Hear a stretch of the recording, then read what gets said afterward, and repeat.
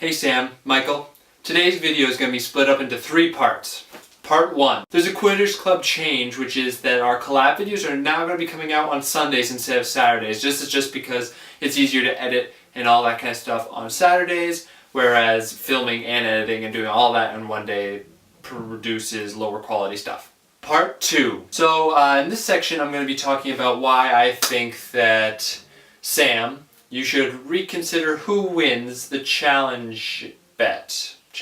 cooking challenge. I want you to consider my souffle as a contender for the winning of the challenges based on a couple things that I'm going to tell you about now. Michael's tardiness should be factored into the overall decision because I think that being unprepared as I was for when I attempted, while funny, was a product of me trying to put the video out on time. Basically my logic is that if I had more time I could have made a kick-ass souffle, which is debatable, but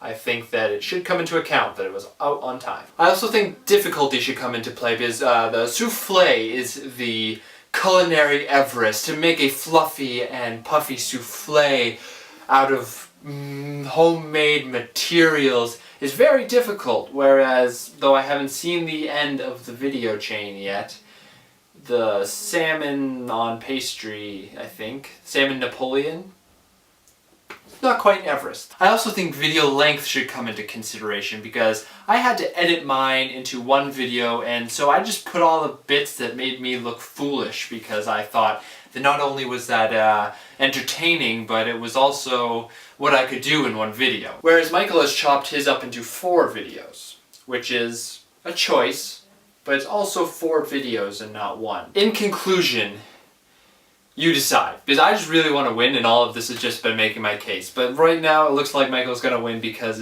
so far just the pastry stuff looked really tasty. Much more tastier than whatever I cooked. I don't know what it was.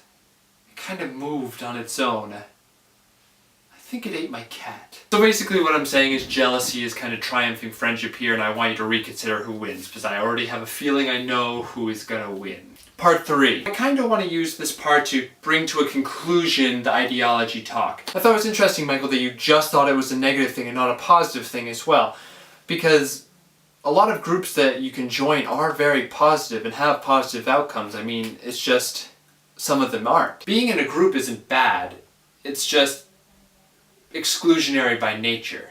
But being exclusionary by nature isn't necessarily a bad thing. I mean, if you exclude certain people that you find detrimental to whatever you're trying to do, maybe it just increases productivity. But in the end, is it what the group does that defines it? Or is it who they include or exclude, or whether they exclude at all? It's been an interesting talk though, so thanks for participating. I'd love to hear what you guys have to say, so if you want to leave some comments below and talk about this, we can continue the conversation. If not, that's totally fine. Sam, I'm looking forward to talking to you next time. See you on Wednesday.